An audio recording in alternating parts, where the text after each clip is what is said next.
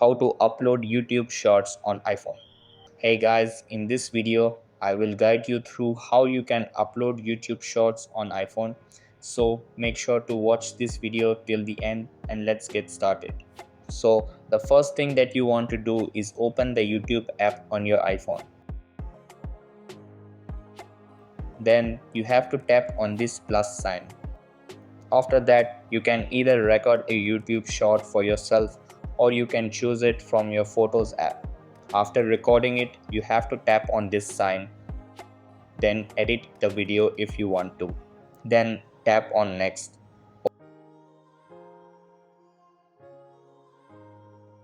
Over here, just give your YouTube short a caption and tap on upload short. So that's how you can upload YouTube shorts on iPhone.